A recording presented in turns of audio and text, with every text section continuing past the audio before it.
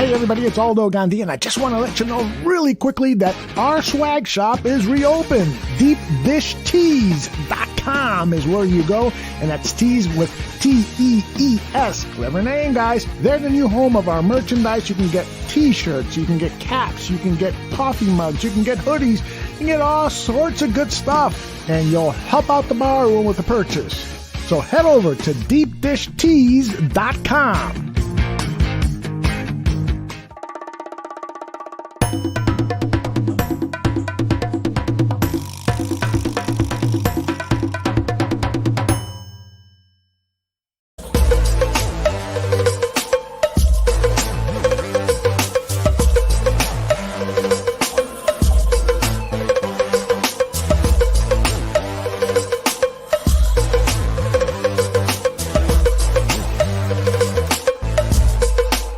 And welcome to the AA team, our second show on the Barroom Network. My name's Ken Fang.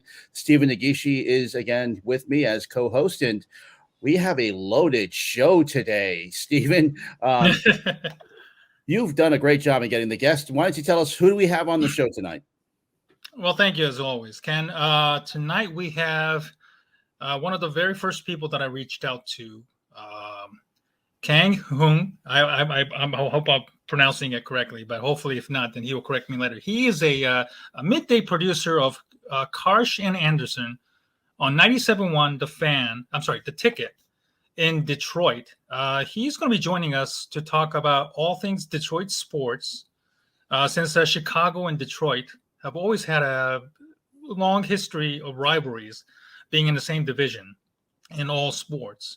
And he will also talk to us about his experience and working in an industry that, that doesn't have a lot of diversity. Mm-hmm. And the second guest, we're bringing back Mikey Chen, who was our very first guest. And we really had a fantastic conversation about him talking about his own experience working in Chicago with 670 The Score. We want to touch bases on his experience as a football reporter.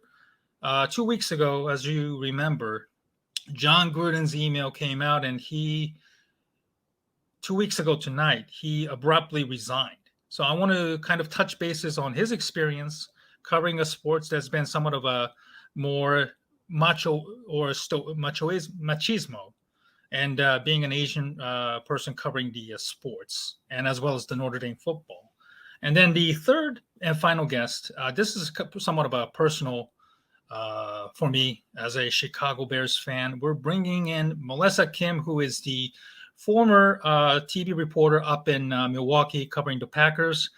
Since then, this summer, she joins the Baltimore Ravens as their broadcast team. We're going to talk about her experience. And for me personally, I want to get in touch with the one of their assistant coaches, being a head coaching candidate, Greg Roman, the offensive coordinator, and his work with the Lamar Jackson, and how that can translate for the Bears. And that'll be a loaded second segment that we have. And our third segment, of course, Stephen and I will discuss rapid fire. We'll discuss NFL stuff that happened over the last week, and also maybe a little bit of the Manning cast, which has been pretty interesting on the night that we're taping on this night. But first, Stephen, let's get into news of the week. And unfortunately, we have another incident involving some AAPI discrimination. This happened last week in San Francisco with reporter Betty Yu of KPIX TV in San Francisco, a very good reporter.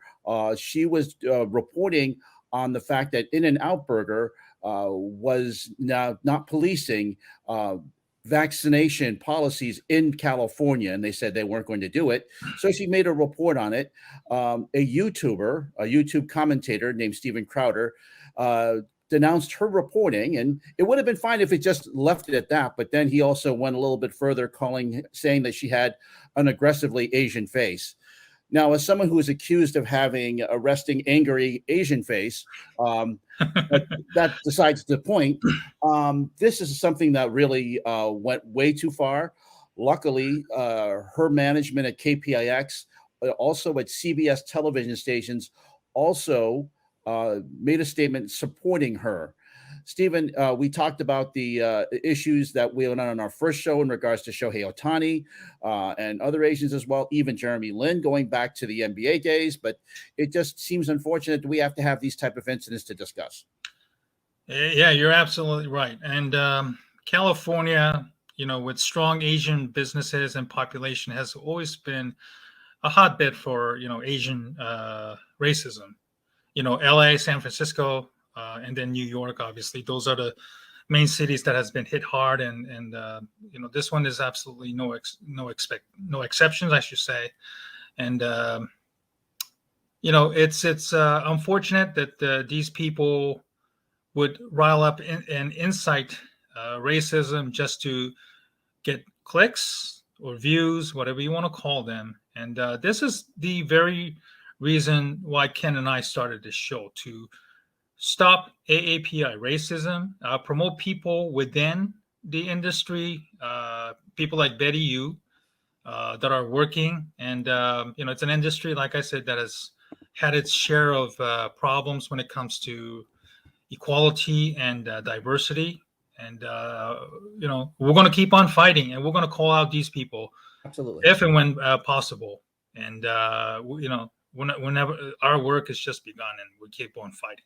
Yeah.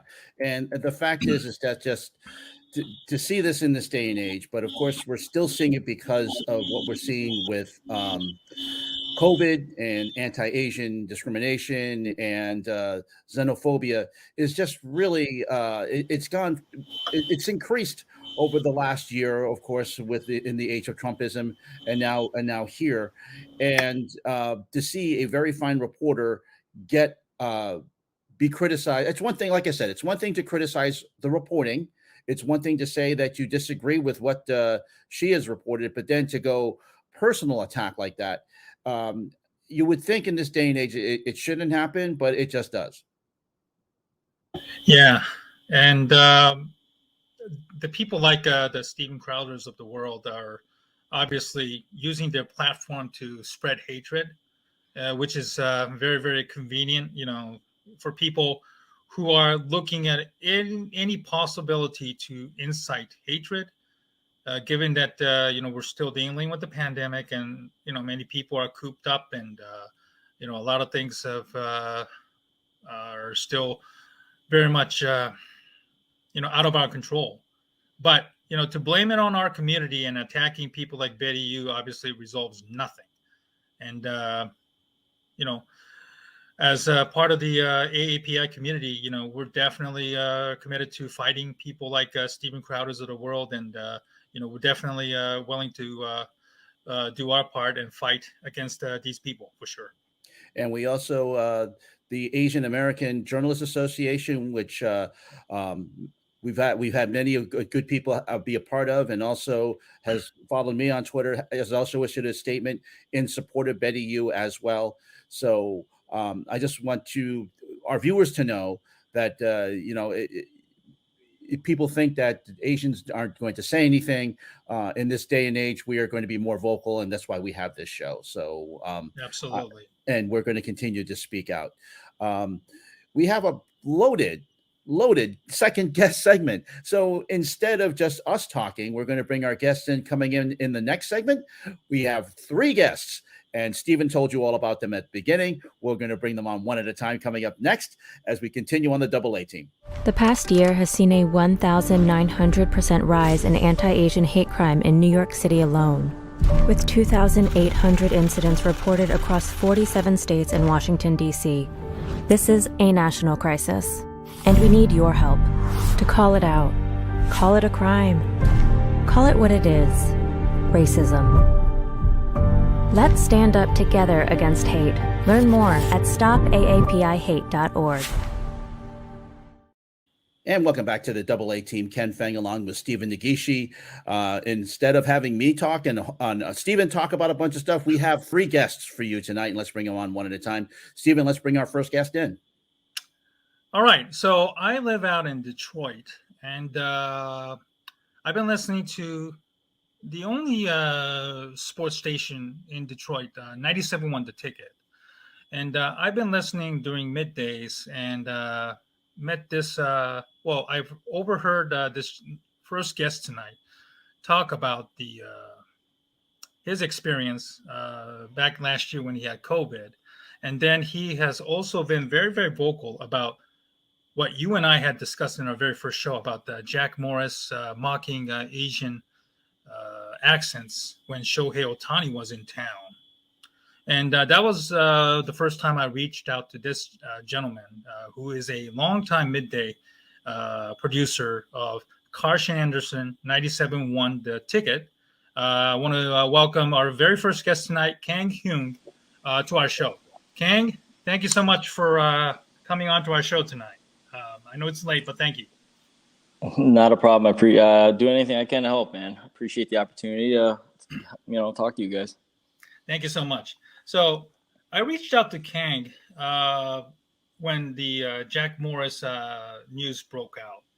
And I even called into the show and spoke out on my personal experience, or at least from my vantage point as an Asian American. And Khang was kind enough to also respond back to me, and I told him about our show, and really, really excited to have you on this show.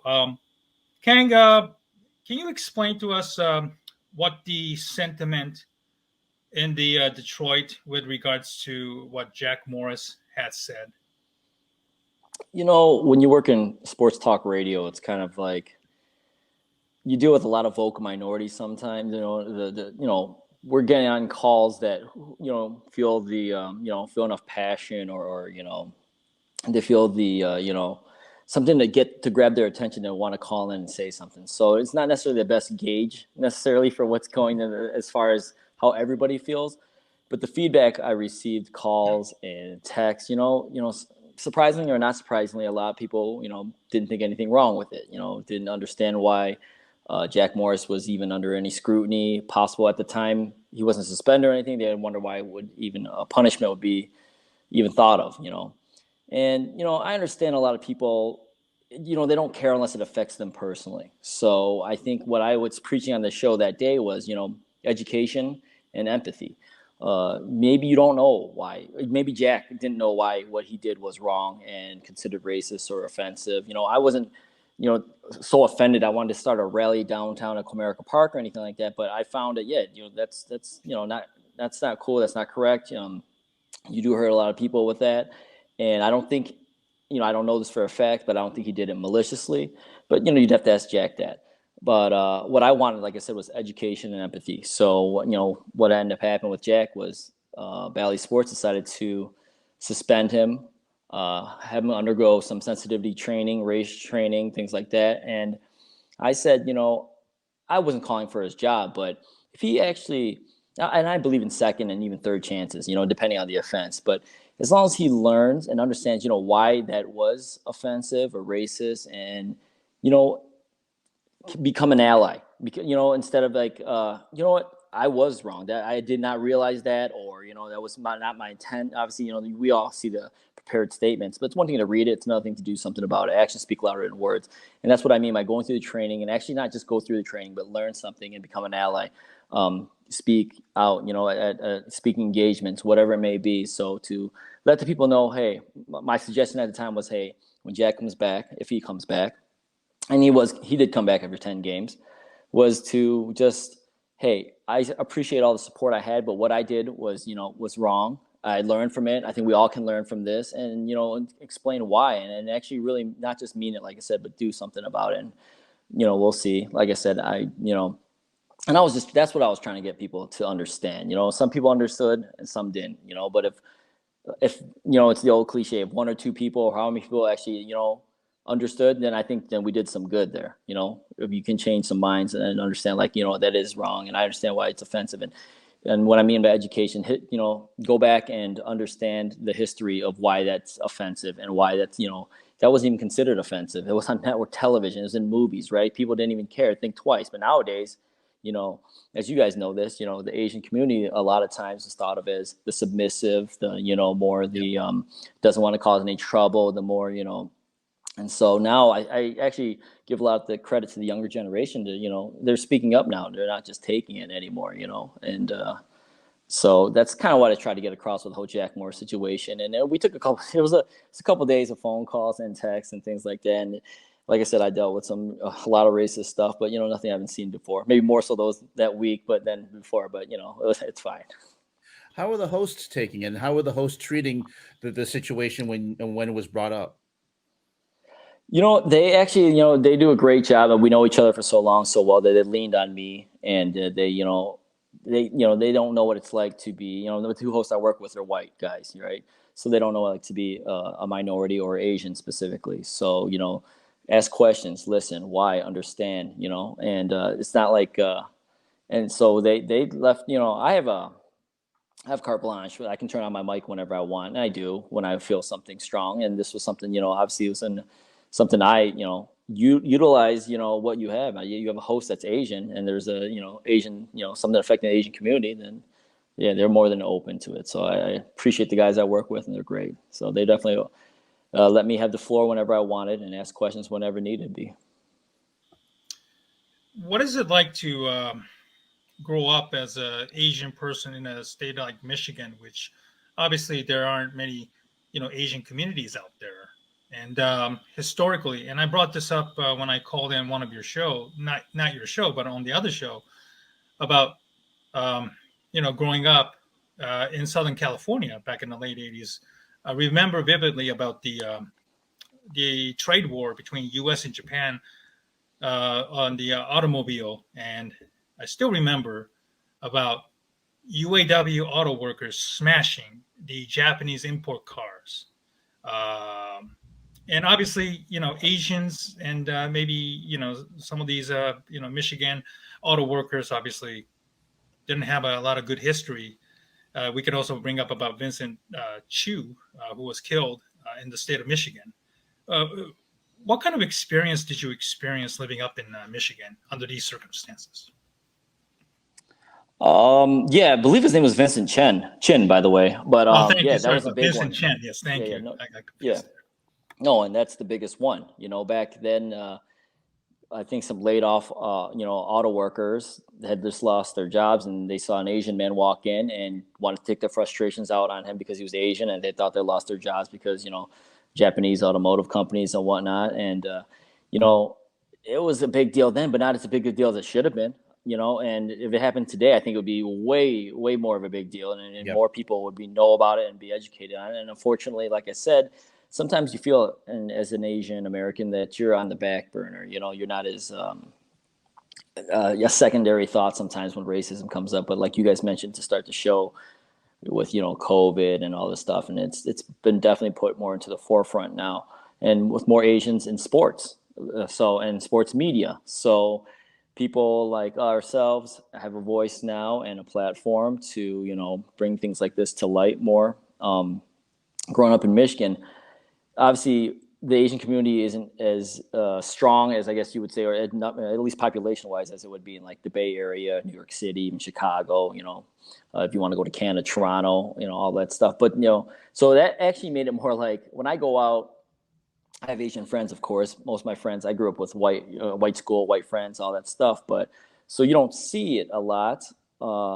So when you look, like they talk about representation matters, right? So when you guys turn on TV and all that stuff, when I saw around my street, around where I lived, I didn't see a lot of Asians on TV. Sports, didn't see a lot of Asians growing up, sports media. So yeah, that it deterred me slightly, but not too much when I decided I want to get into sports media. It's just something I love. I just love sports. And I didn't think about being the first Asian. Now, did being Asian cross my mind? Absolutely, because I never saw really too many Asian people out there or listened to too many Asian people that you knew were Asian on the radio. So, yeah, I mean, it definitely crossed my mind. And the area about being with not that many Asians, I mean, I was able to do it. So hopefully someone else who hears me or sees me, can think the same thing, that looks like me.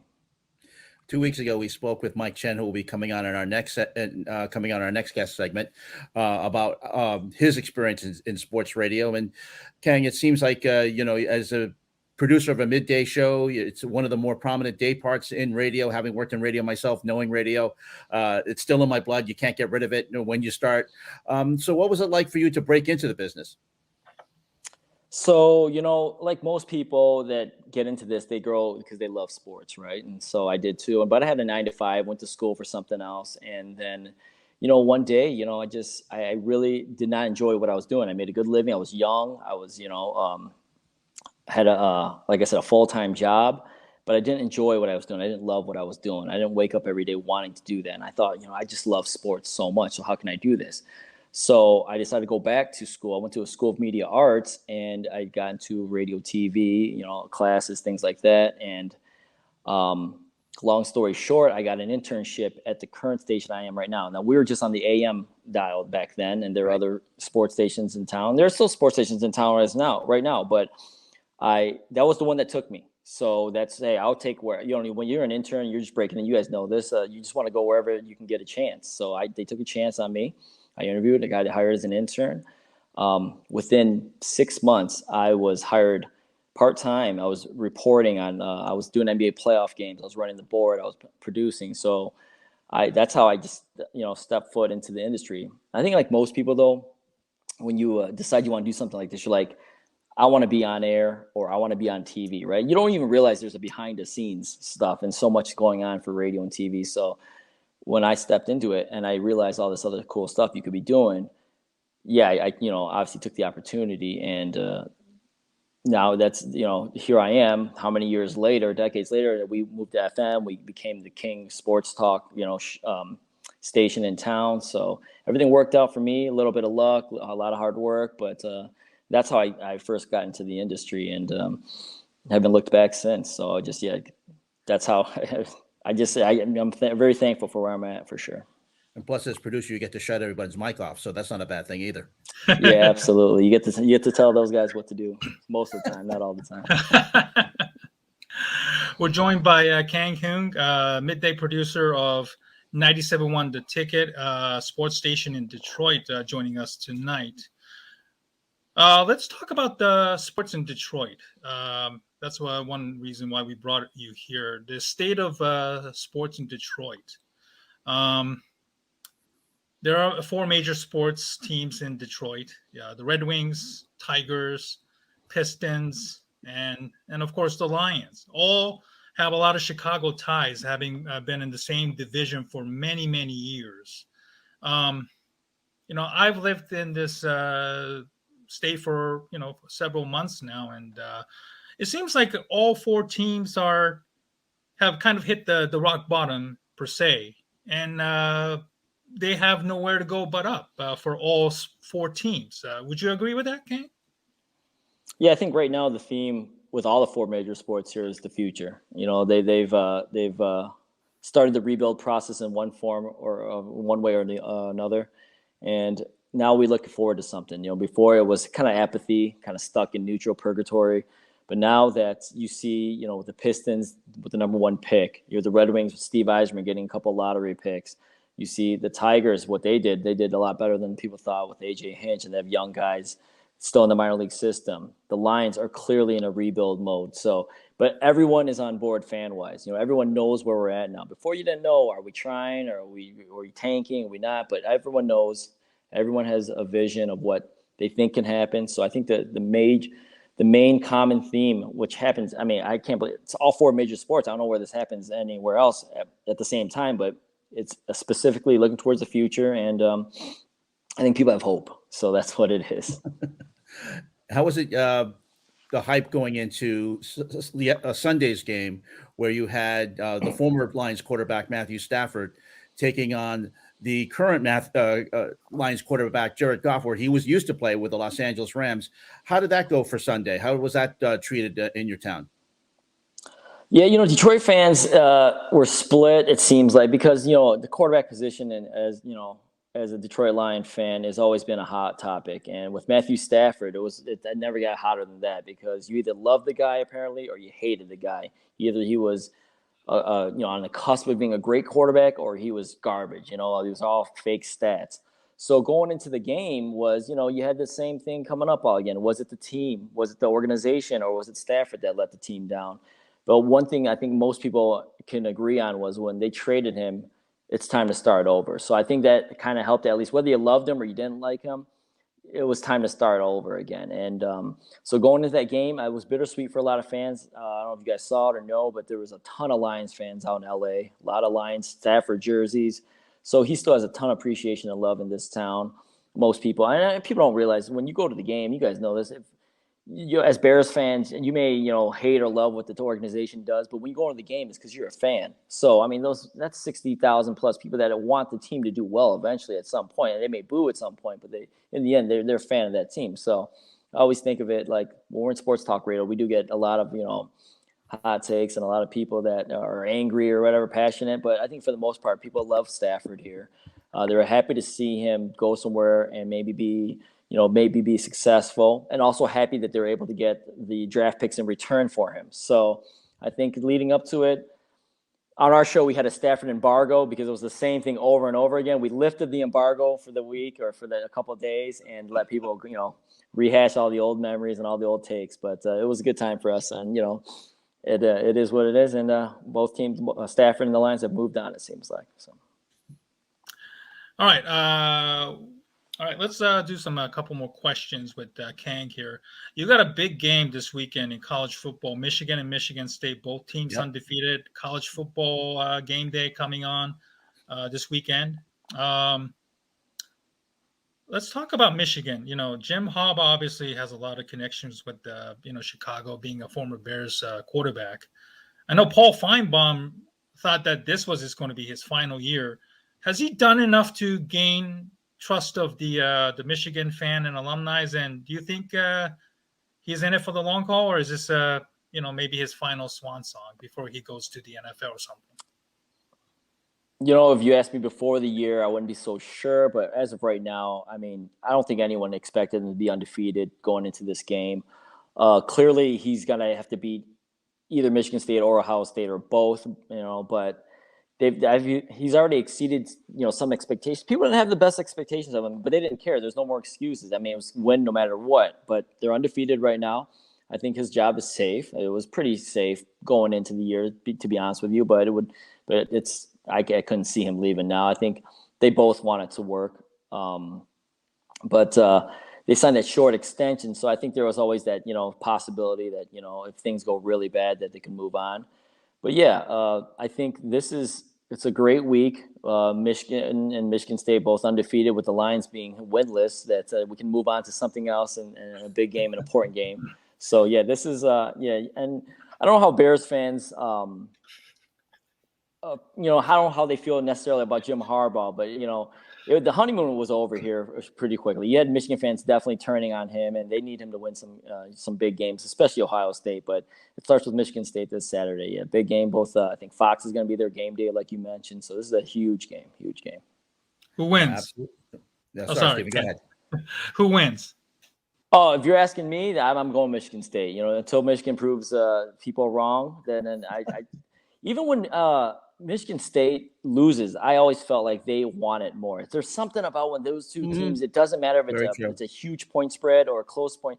They play like it's their national championship. At least that's what I see in the field, mentally, physically. I mean, they give everything.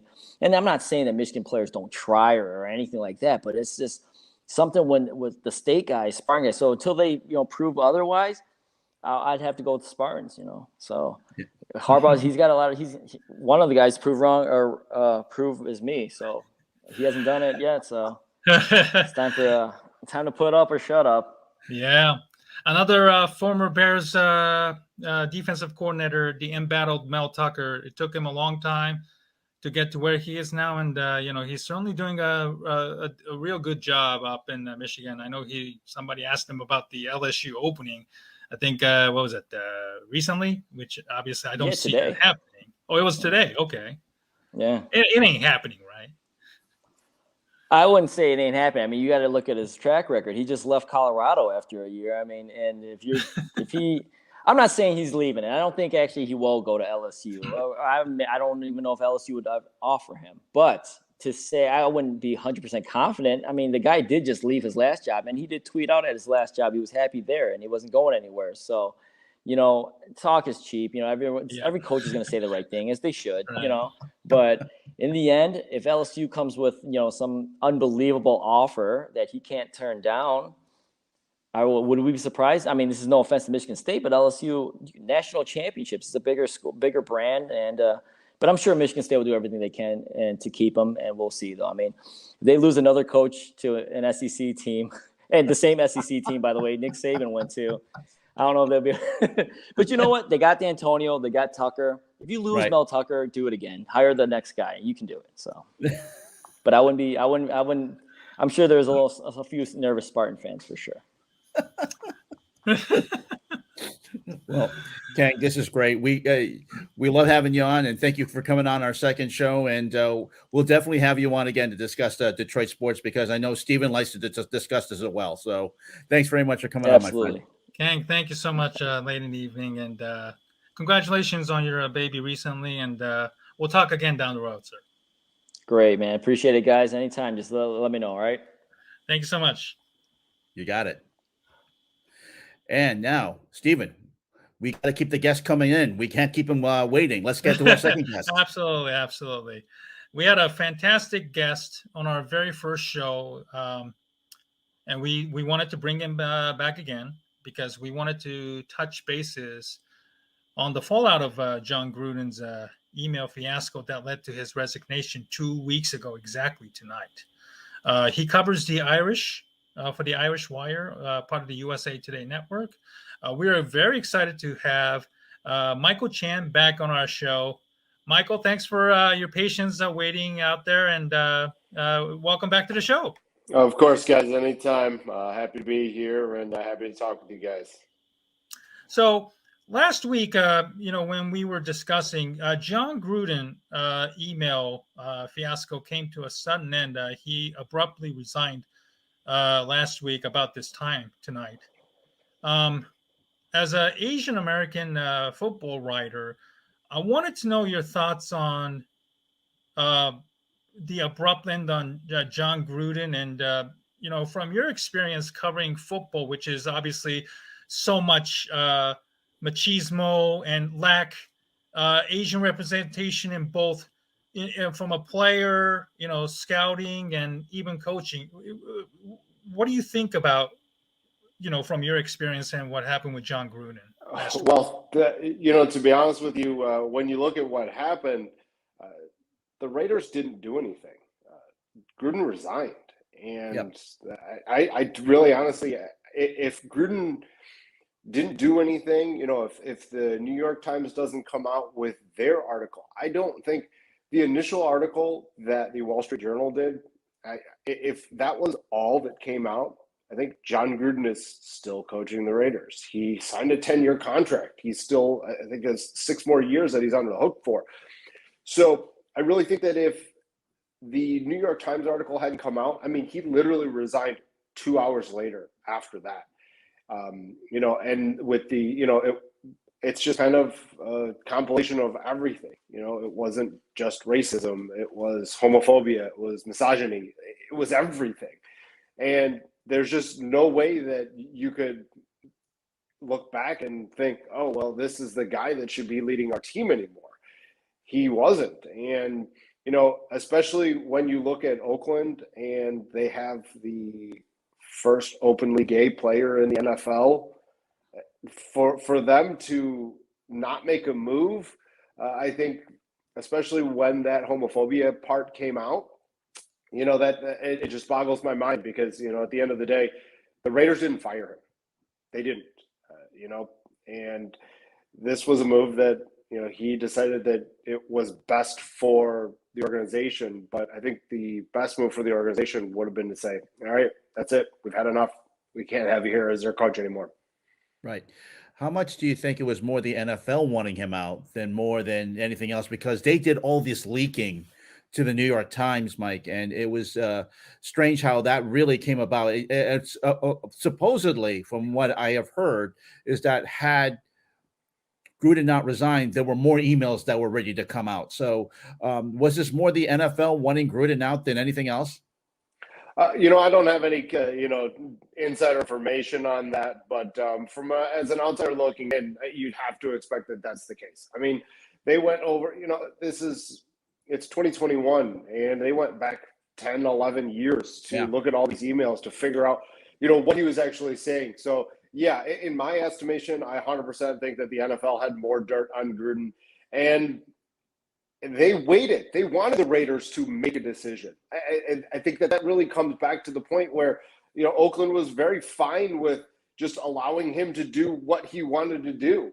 And I think that you're right. I think that the NFL said, you know what, if Oakland's not going to do something, then we're going to do something, and we're going to get him the hell out of there. Mm-hmm.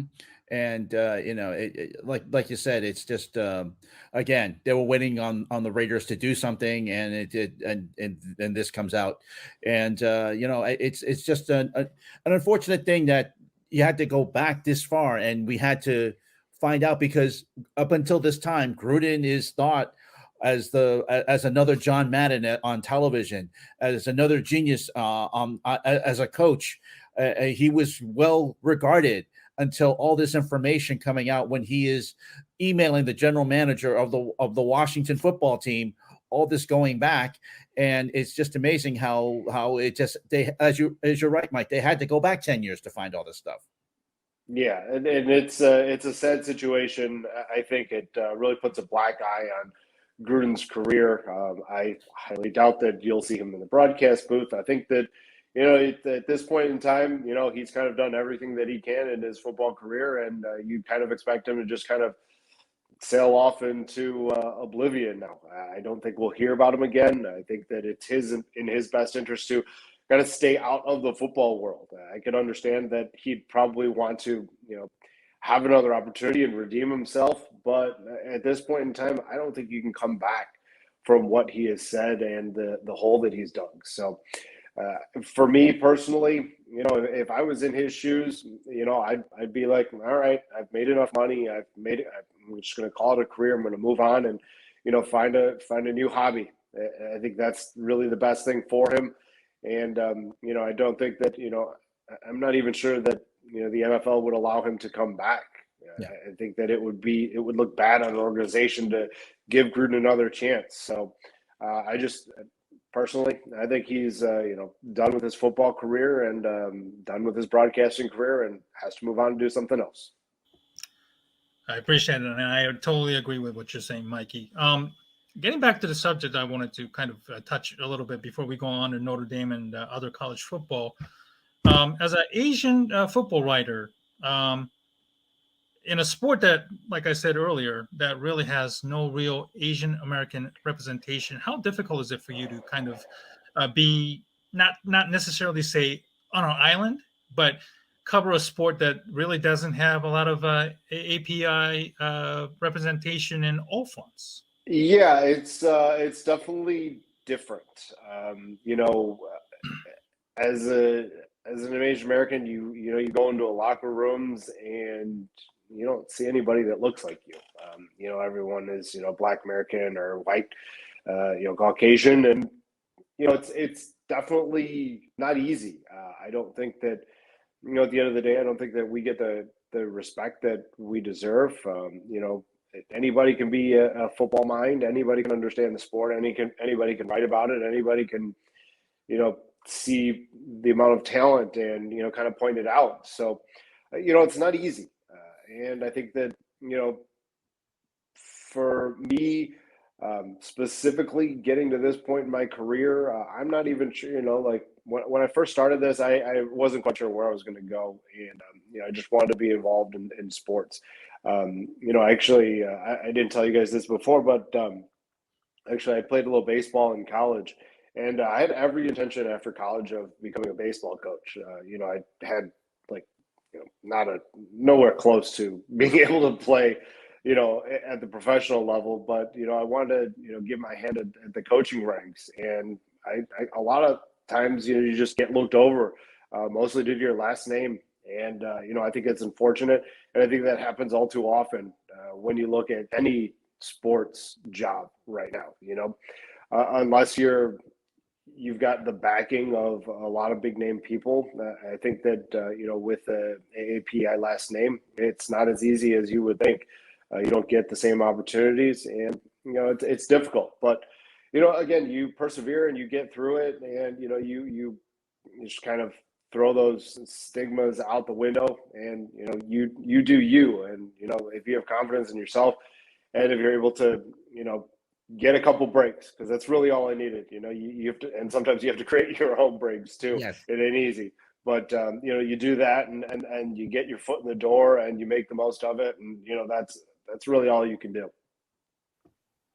Absolutely. There was a E60 ESPN segment a couple of years ago. I don't know if you've seen this, Mikey. There was a Japanese high school football coach, that was in the LA area. That was like really, not a great program, but he persevered and he built the program to respectable level before he decided to go back to Northwest in the Seattle area, where he and his mother immigrated after he and his mother divorced from a very, very abusive father, and the struggle that he went through. If you haven't seen it, maybe you could Google it, and you might find some.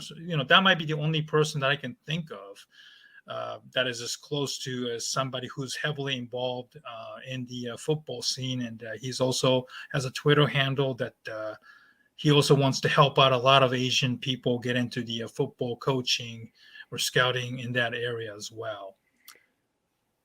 Yeah, definitely. I think that kind of story makes a ton of sense, and we need more of that. ESPN's got a huge platform. Again, like we talked about the last time I was on, they really have an opportunity to make a difference. They're the worldwide leaders for a reason. Most people are like, oh, did you see ESPN? Do you see Sports Center? E60 is part of that. It's in the family. And I think that they have an opportunity to kind of help. And I think that, when you have those kind of, airwaves and that kind of reach, I think it's your duty to make those decisions to try and help as much as possible. Absolutely. Go ahead, Ken. Okay, let's talk about Notre Dame. Something we were going to discuss 2 weeks ago. We weren't able to discuss at that time because we were in such a good discussion, Mike. So let's discuss a little bit about Notre Dame football. You cover it. We know about Brian Kelly. We know about how the team is doing. How do you think what the team's outlook is at this point?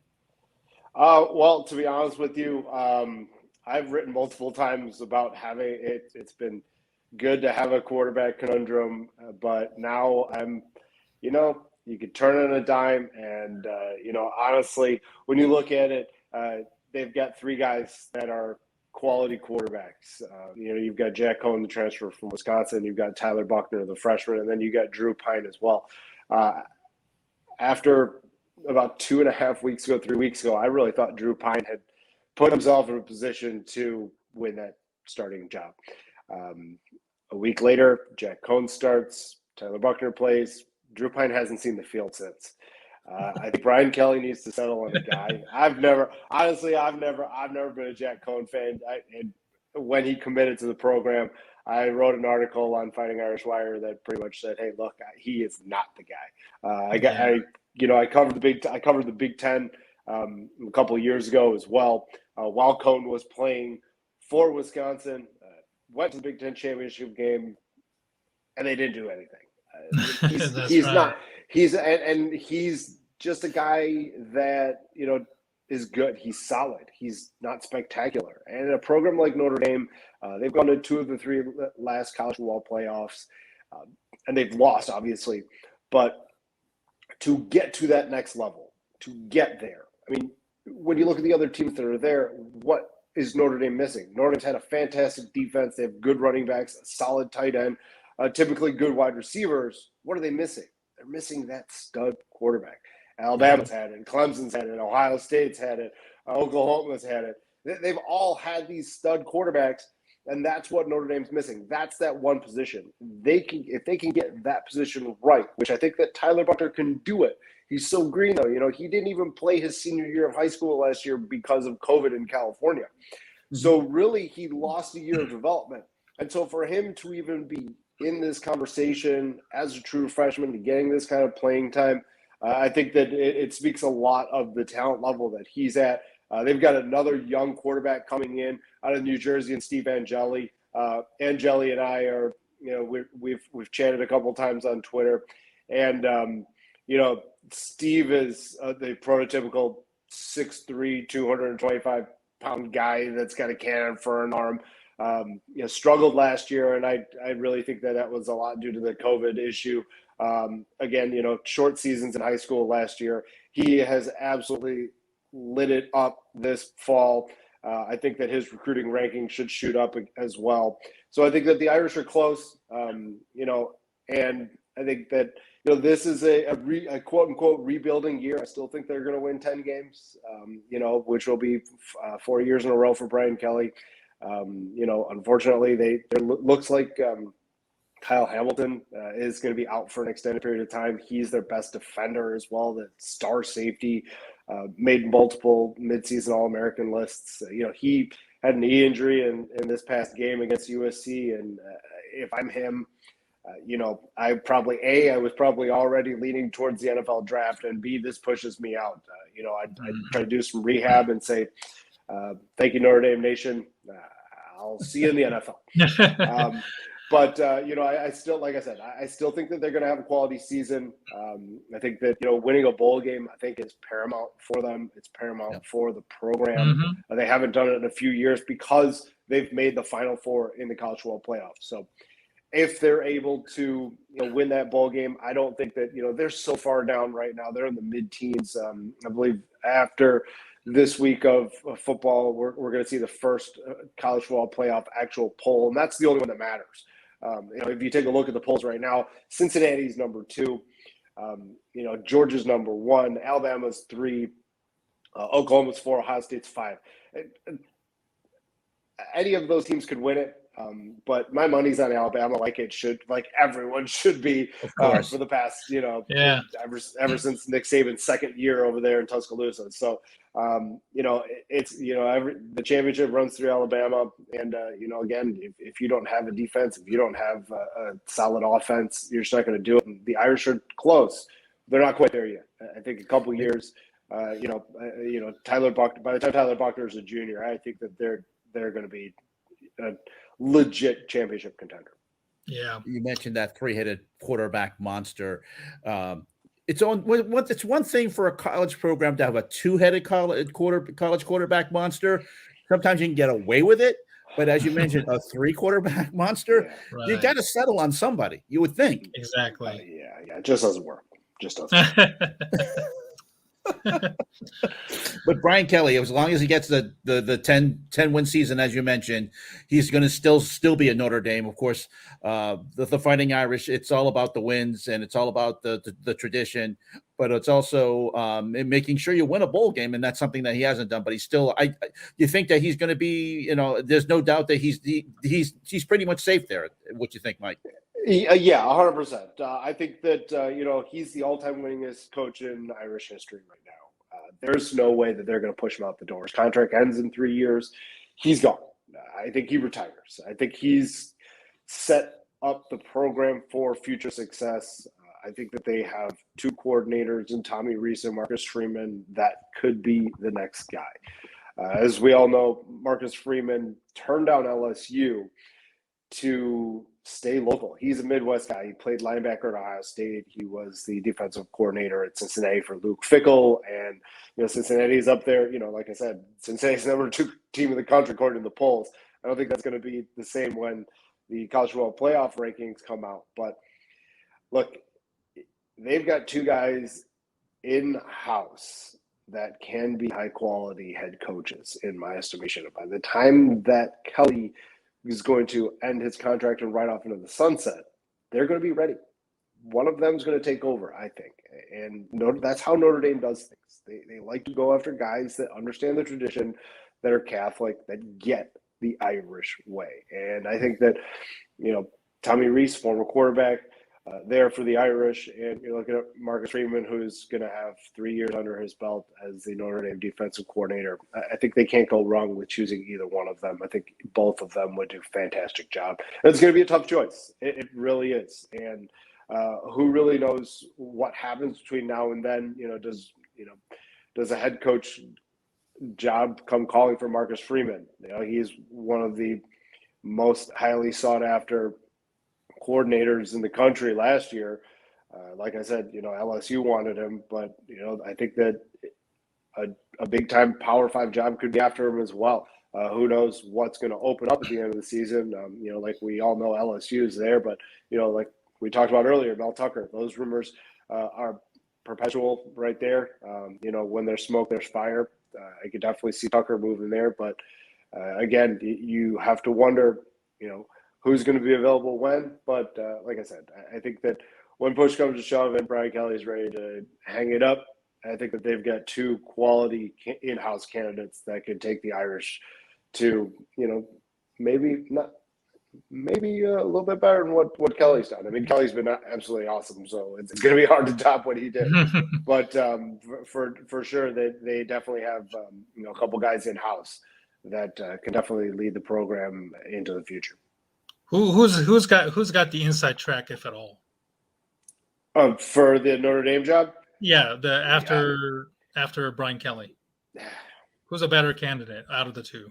Well, it's tough to say. I think that if it was me and I was choosing, I'd go Freeman. And the reason why I go Freeman is he's younger. He's a little bit more defensive minded. He could just hire an offensive coordinator, keep Tommy Rees even, and say, hey, do your thing over there. But the one thing that I've noticed, and it's a significant difference between when Freeman arrived and prior to when he arrived, is that the recruiting is different. They are now going after those high-end caliber athletes. They are no longer saying, all right, well, we're Notre Dame. We 100% have to go after guys that qualify. I mean, they're going to get guys that qualify anyways. The academic standards are through the roof. But they weren't necessarily going after guys who were qualifying, who were phenomenal athletes as well. They're going after those guys now. They are getting those guys. And they're making waves in the Midwest. They always have a pipeline to California. They are going to do it. So I think that if it was, if I had to choose, if I was the AD right now, I'm going with Freeman. I'm going to let him just continue to do what he's doing, and don't mess with you don't mess with success. And in my mind, what he's done between week 1 and this past week, I mean, the defense is night and day. The first game against Florida State, you kind of watched and you're like, what the hell is going on? And then you look at what they did this past week against USC, and yeah, they gave up some yardage at the end of the game, but they really held USC down and did a great job and got a win, and that's all you can ask for. Absolutely. Mike Chen, we appreciate it. Covering Notre Dame. We finally got to have you speak about Notre Dame. We appreciate it. And it took us 2 weeks, but we finally got you to talk about it. We appreciate you coming in. Thank you, Mike. We'll have to have you back on again at some point. So of course, guys, anytime. Thank you so much. Thank you. All right, have Mike a good Chen, day. covering Notre Dame for the USA Today Network. We much appreciate it. Steve, we got the third guest coming in, so let's bring her in. She's been very patient, waiting in the wings. Let's bring her in right now, Steve. Our apologies to our final guest tonight. She is a member of the Baltimore Ravens broadcast team. She covered the Packers up until last year, or was it last year, Melissa? It was 2 years ago, actually. So. It's been a couple of years, but I definitely still pay attention. Don't worry. We welcome Melissa Kim to our show. Thank you so much. We've been really, really looking forward to having you on as our guest. Thank you. Started our show, obviously, Ken and I discussed about the what happened with Betty Yu up in KPIX in San Francisco. As a female, sport, reporter, obviously you cover sports. Betty obviously does a general reporting and maybe occasional anchoring. How does that make you feel as a woman of color, being treated like her? And does that kind of scare you as well, working in an industry which I stated that doesn't have a lot of diversity? No, of course. It's funny that you bring up Betty. Betty and I have actually been friends for almost 15 years now. We started our careers together. Right? Yeah, we started our careers together at News 12 The Bronx in New York City in the mid 2000s, I would say, late 2000s. And so Betty and I, yeah, we've seen each other over the years in San Francisco. She was also in Miami, of course. And we both kind of traveled around the country for this industry, but I actually did speak to her during the week just to make sure that she was okay. And obviously this is something that's so emotionally, she was so emotionally distraught, I think, but I think what's really important is how you react to these things. And she did a piece with her station did a piece. And I know in these situations, you don't want to make it about you, but you want to express why this is wrong, why this is something that shouldn't happen on a normal everyday basis. And one of the things that she said that was so important, I think, is that it's important, especially as Asian females, to not be passive about these incidents that happen, because as the other guests have said tonight, there's such a stereotype with especially Asian females, of being passive and submissive and not speaking out necessarily. I think the tide is certainly changing. Especially in the last year and a half that we've all had to deal with this COVID situation. But I do think that it's extremely important to speak out, to educate. I'm actually also on the board of the sports task force of the Asian American Journalists Association. So I appreciate that shout out earlier, Ken. But one of the things that we do a lot of the time is when these incidents happen with the various broadcasters that have said things that might not have been the most tactful, maybe they weren't culturally aware, but our point is to educate first and foremost. But the important thing too, like Betty said, is just to always speak out. I think there's really no need to condemn someone, whatever, but just educate people about why this is so wrong. And I think that from a comedian, whatever the gentleman's name, I have never even heard of him before, but I know that it's such a cheap shot, when it comes to comedians. Like, just because you couldn't come up with your own like witty little bit or whatever, going to the default of telling like racial jokes or whatever, you know what I mean? It's such an old, overdone thing, and yet it never seems to go out of style. But as an Asian female, especially as an Asian female covering sports, I've literally always been the only Asian female in pretty much every market that I've ever worked in. I started my on-air career in local television in Bangor, Maine. Know it well. In some of those places, when you go to some of those small towns, I'm definitely one of the first Asian people they've probably seen in real life. Like, I'm not even kidding. In Maine, and also I worked in Birmingham, Alabama, covering the SEC, and I most recently worked in Madison, Wisconsin. And again, my point always is to educate and to say why it's not right to blame Asian people for coronavirus, why it's it's just really, really important. And I think that there's obviously been a lot more attention given to Asian American, the AAPI community right now, but I think there's still a lot more work to be done. So I think, again, don't be passive about these things. I think that is my biggest advice to the AAPI community. Absolutely, Melissa. I'm glad you said that. And another great shout out to the Asian American Journalists Association. Yay! There. Much appreciated. The fact is that, as you mentioned, there's the stereotype, and as Khang mentioned too, with the stereotype of us being passive, being silent, being submissive. That's not the truth. And it's certainly not going to be true anymore. That's why we have this show. We're going to continue to speak out. We're going to, as you mentioned, it's all about education. It's not about trying to hit back. It's just trying to make sure that we have empathy for people who have made those statements, lashing out. It may be anger about something else, but it's something that we need to be, as you mentioned, education, and that's the most important thing at this point. Yes, I absolutely agree. And this is such a wonderful platform. I want to tell you guys too, to have Asian American sports people come on here and talk about their lives, talk about their beats, because we are growing in numbers. I will tell you, as I've been a part of the sports task force for a number of years now, and our numbers have grown significantly in the last, I would say, 5 years. So we love to see it. We love to see young people get involved and to really be passionate about sports and be able to go into those careers, because we're not all, doctors, lawyers, engineers. Obviously, I think the face of Asian American kids are changing now, and it's really a cool thing to see. Yeah, our parents would be so proud of us.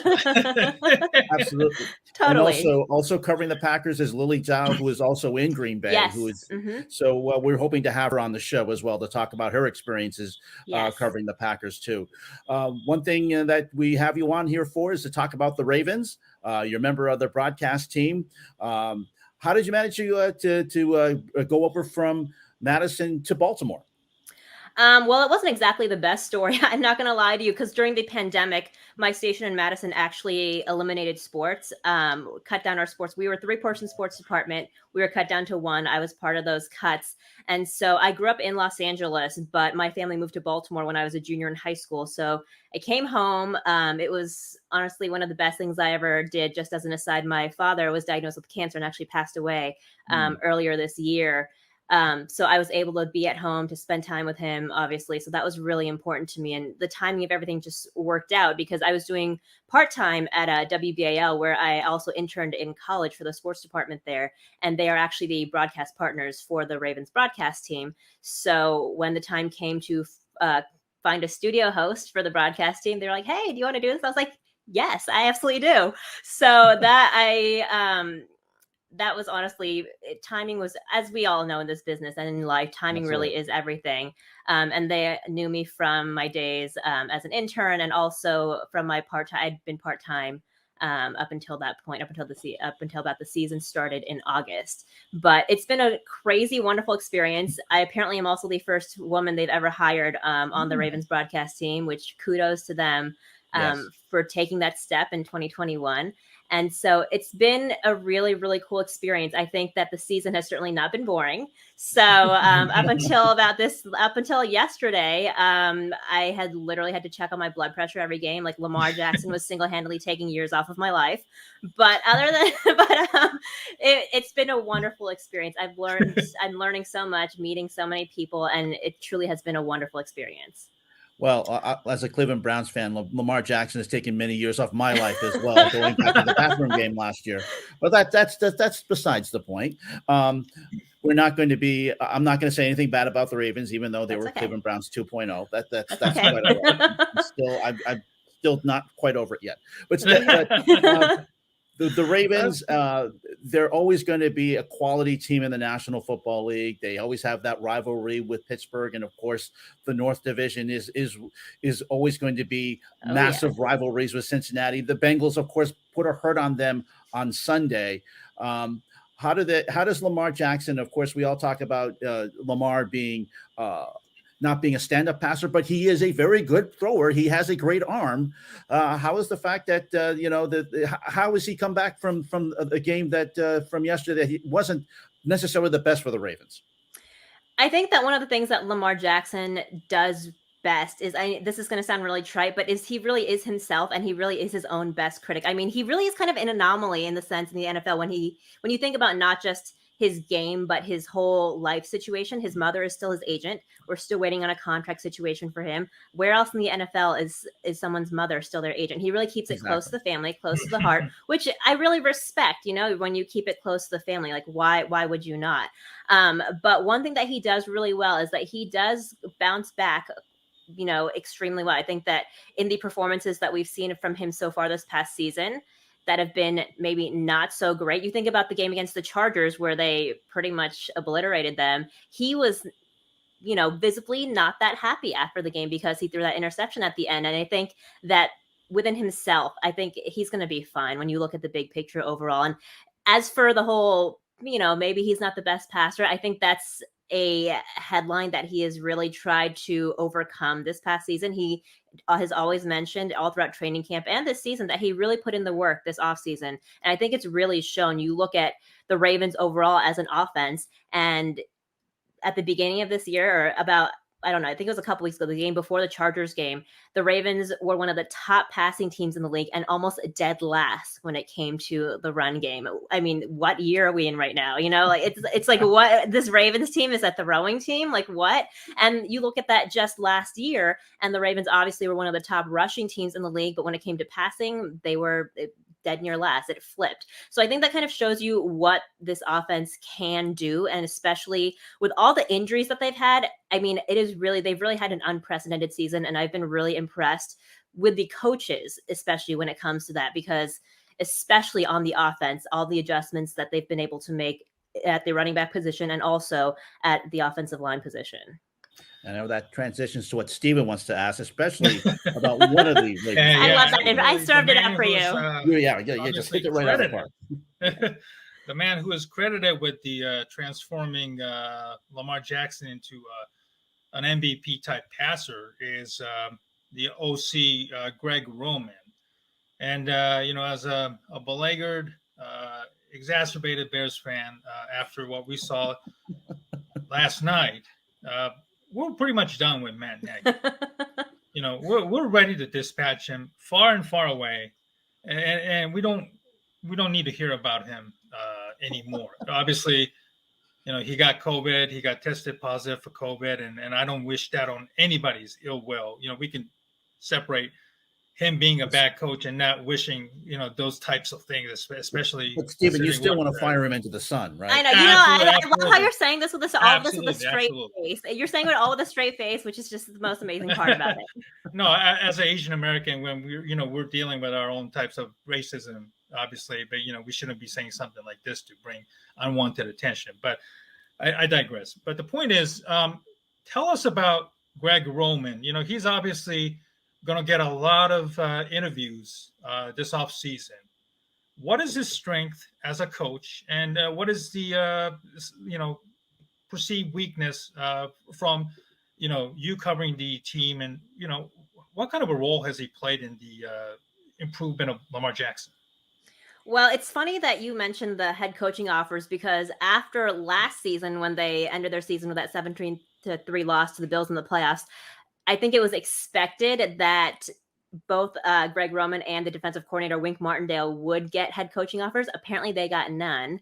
John Harbaugh said that at the end of the season that they were both coming back, that they had not gotten any head coaching offers. He was a little disappointed about that, honestly, because I think as a head coach, when you have these guys under you, you want to elevate them. That's what a great head coach does.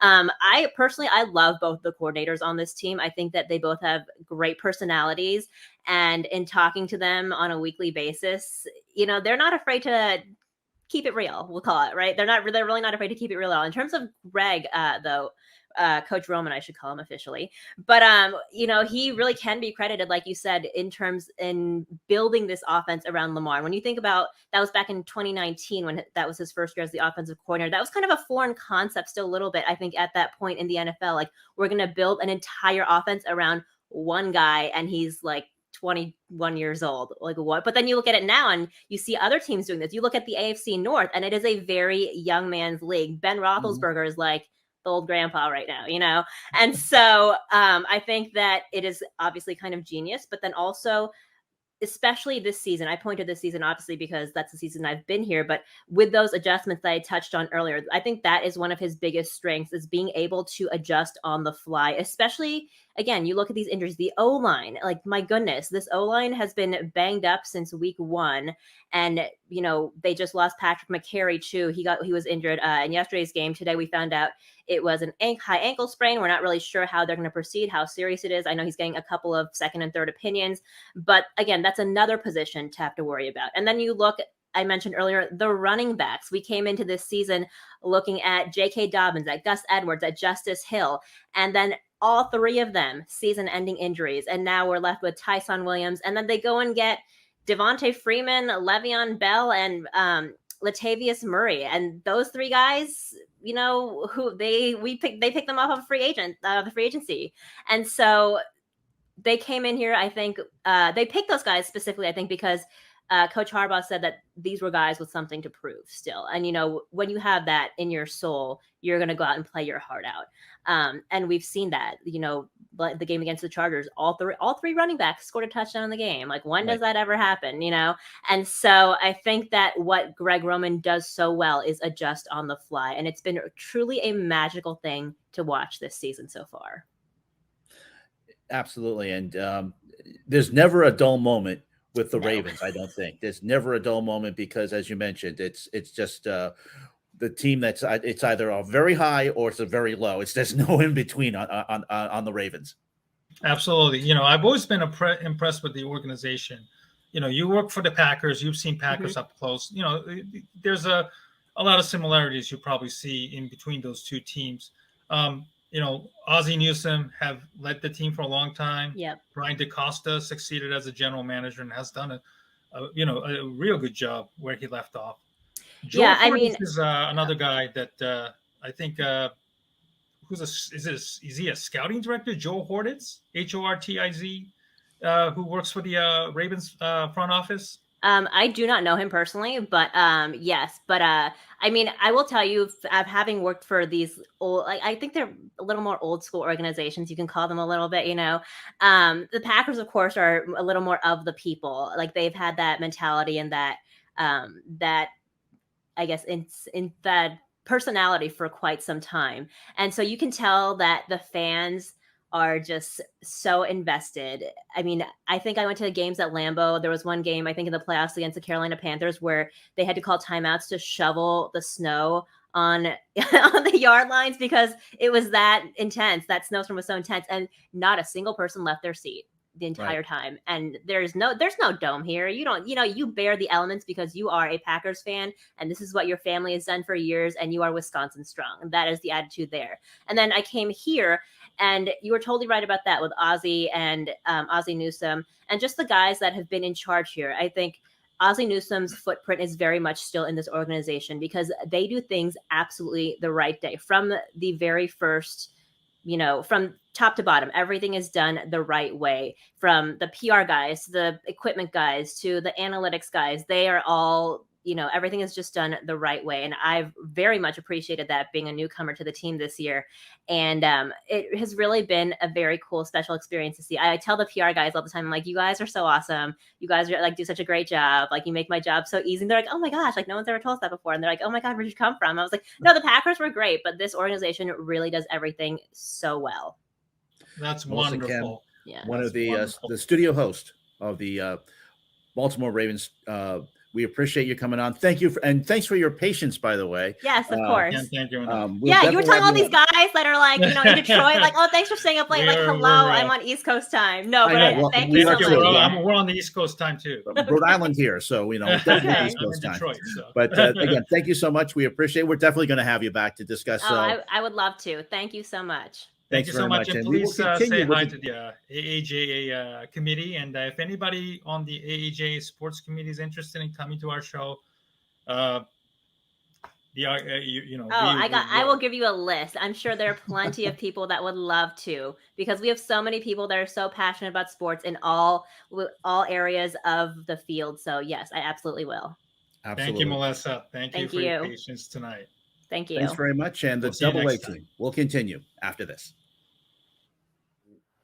The coaching, I both coached Griffin and Dylan in youth football, but that had just ended. It was Dylan's season had just ended, and when Griffin passed away, and so then, as I said, my mom, she had prior to Griffin passing away, though, it was a Mother's Day, actually the day after Mother's Day that very year, she found out she had stage 4 uterine cancer. And so she survived just a lethal surgery where they removed a lot. And so she somehow survived that, only to 8 months later pass away. And so there was kind of a rough time there where for me it felt like everybody was going, nobody was coming. Yeah. And so I that led me to a serious bout of depression, to the point where in August of 2015 I actually shot myself and in the head, underneath the chin, and with the intention of not being here. And so as I look back now, everything I didn't have to live for, I now have to live for. And so it was just a period of time where life was tough. And it was, once you get down, what my experience is, once I got down that low, it didn't feel like it was ever going to end. and unless I ended it.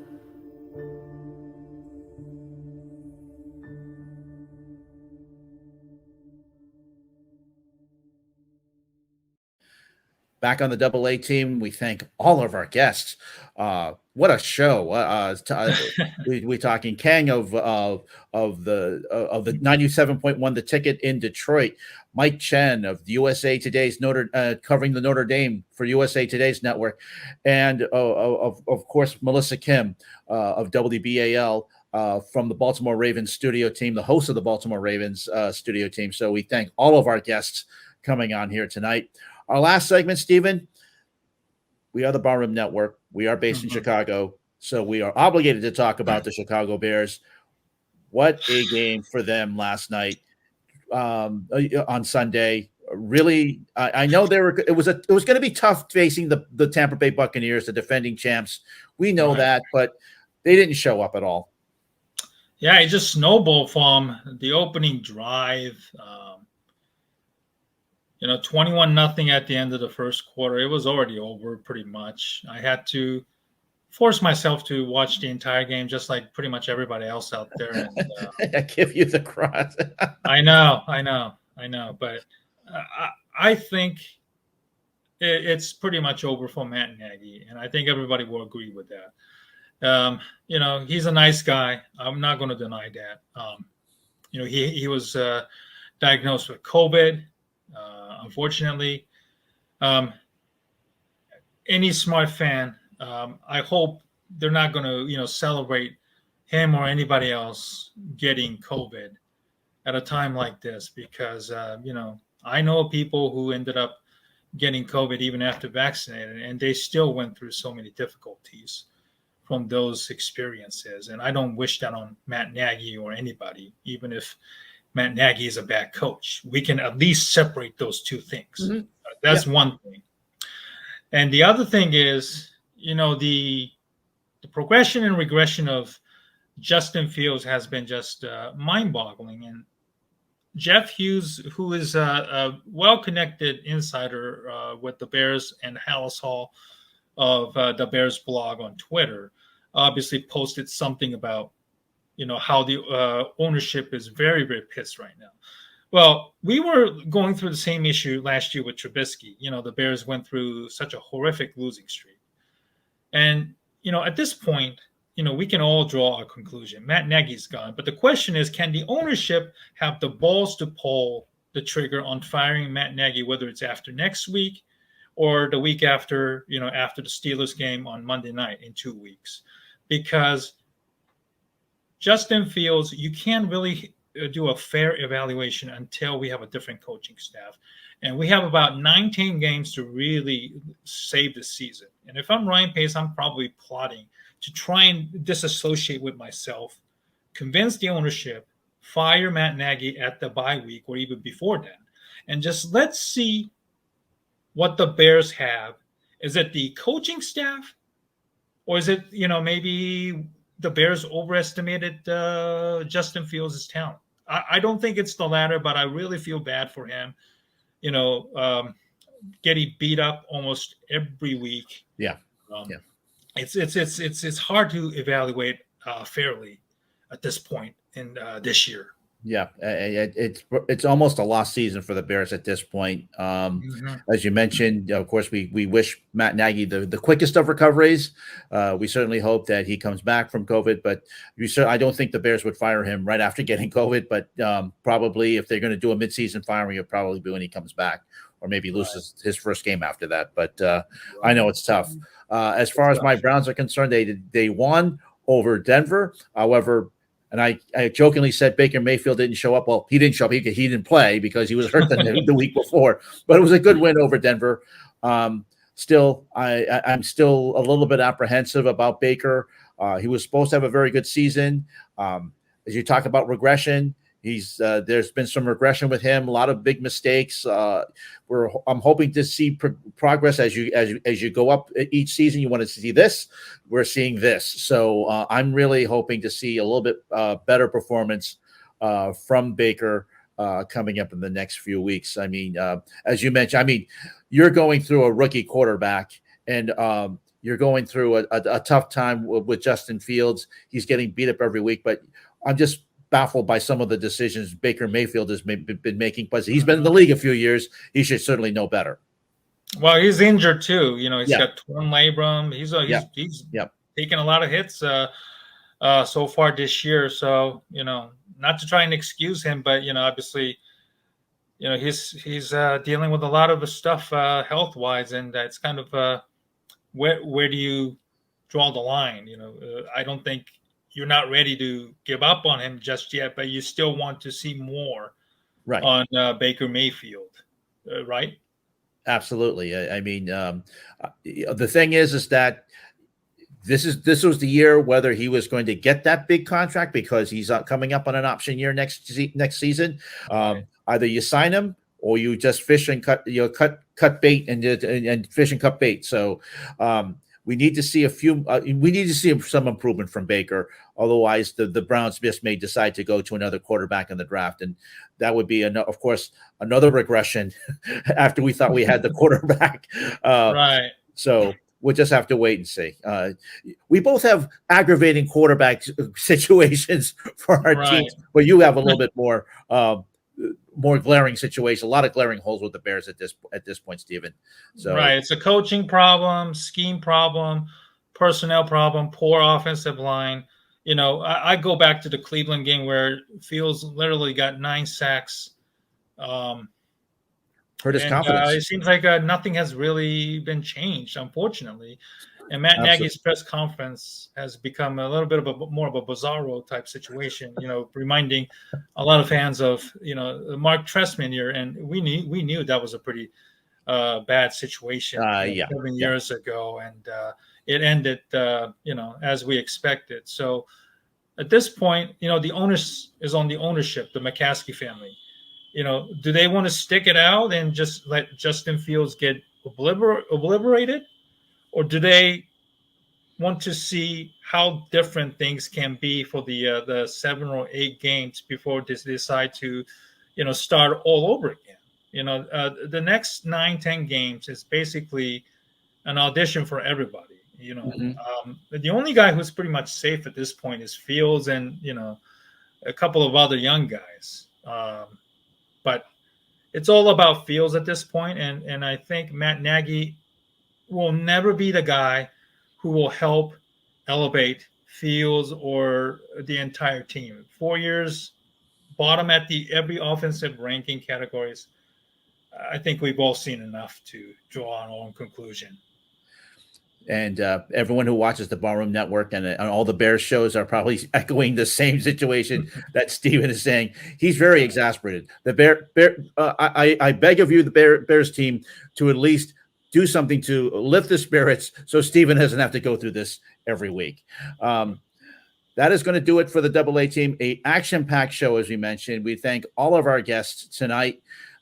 Stephen, a fantastic job in getting the guest, and a lot of great discussion about AAPI and sports and AAI racism.